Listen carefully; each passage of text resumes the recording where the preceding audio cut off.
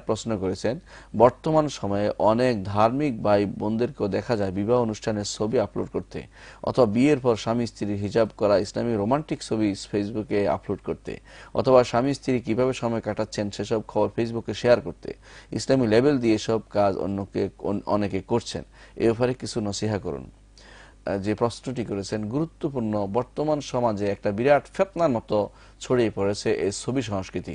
আমরা আজ দেখতে পাই অনেকে সালাত পড়ার সময় ছবি তুলছে, অনেকে একটা ভালো কাজ করার সময় ছবি তুলে সেটা দিয়ে দিচ্ছে, সেটা যেন একটা প্রচার প্রসারের ভিতরে রয়ে গেছে। এটা এক নম্বর, যেমন সেটা একটা নারী পুরুষের ছবি এভাবে দিয়ে দেয়, এটা ফাহেসা, এটা কখনো বৈধ নয়। নারীদের ছবি এভাবে দিয়ে দিয়েছেন, অর্থ হচ্ছে আপনি ফাহেসা অশ্লীলতা আপনি প্রচার প্রসার করছেন। আর আল্লাহ তাআলা কোরআনে কারীম বলেছেন, ইন্নাল্লাযীনা ইউহিব্বুনা আন তাশিআল ফাহিশাতু ফিল্লাযীনা আমানু লাহুম আযাবুন আলীম।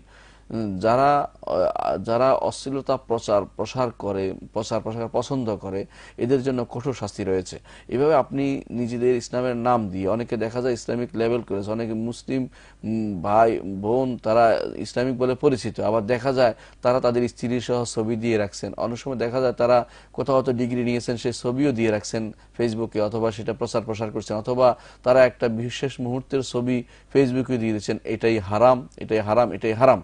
এর প্রত্যেকটি যত মানুষ দেখবে আপনি গুনাহগার হবেন, তাদের প্রত্যেকের গুনাহ আপনি ভাগীদার হবেন, পুরোপুরি গুনাহ আপনি পাবেন। কারণ হচ্ছে রাসূলুল্লাহ সাল্লাল্লাহু আলাইহি ওয়াসাল্লাম বলেছেন, কেউ যদি কোনো অন্যায়ের পথ উন্মোচিত করে দেয়, যত মানুষ এই অন্যায়ের কাজটি করবে তত মানুষের গুনাহ ওই ব্যক্তি যে উন্মোচন করেছে সে ভাগীদার হবে।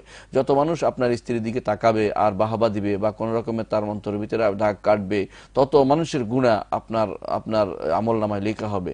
এই জন্য যারা এই কাজটি করছেন তারা হারাম কাজ করছেন এবং বড় ধরনের জিনার কাজে পতিত হচ্ছেন। কারণ এটা জিনাল আইনাইন নাজার, রাসূলুল্লাহ সাল্লাল্লাহু আলাইহি ওয়াসাল্লাম বলেছেন, দুই চোখের জেনা হচ্ছে তাকিয়ে থাকা। আপনি তাকানোর ব্যবস্থা করে দিয়েছেন, আপনার স্ত্রীকে, আপনার বোনকে, আপনার আত্মীয়কে ব্যবস্থাপনা করে দিয়েছেন এবং ছবি তুলে সেটাকে আপনি শেয়ার করছেন এবং যেখানে সেখানে দিয়ে দিচ্ছেন, সেটা অবশ্যই গুনার কাজ। মনে রাখবেন, যদি এই সমস্ত ছবি তোলা হয় স্বামী স্ত্রীর মধ্যে সীমাবদ্ধ থাকে, তাহলে অতটুকু রাখা যাবে, ততটুকু সীমাবদ্ধতার মধ্যে রাখতে হবে, তারপরে সেটা ভ্যানিশ করে দিতে হবে। আর তারপর এটা যদি কোনো আত্মীয় স্বজনকে দেখানো হয় বা বাইরের লোক এনে ডাকিয়ে সেই ছবি তোলা হয়, তাহলে পুরোটাই জিনা বেবিচার অন্তর্ভুক্ত হয়ে যাবে। কারণ দেখা কোনো পুরুষের জন্য সেটা কোনো পুরুষের জন্য যিনি পর পুরুষ বলে বিবেচিত, যিনি মাহরাম নন, তিনি আরেক নারীর ছবি তোলার জন্য তার দিকে তাকানো হারাম, কোনোভাবে জায়েজ নেই। শুধুমাত্র একান্ত প্রয়োজন না হলে, যেমন পাসপোর্টের জন্য কি করা হবে বাধ্য হয়ে, অথবা কোনো আইডি কার্ডের জন্য কিছু করার নেই তখন বাধ্য হয়ে করা হচ্ছে, সেটা আলাদা কথা। কিন্তু কোনো ক্রমেই এইভাবে দাঁড়িয়ে ওভাবে দাঁড়িয়ে বা এরকম করে বা ওইরকম করে ওই কোনা গিয়ে বা এইভাবে কোলে বসে বা দেখিয়ে যেভাবে করা হচ্ছে আজ, এগুলি সম্পূর্ণরূপে বেবিচারের প্রসার করা হচ্ছে।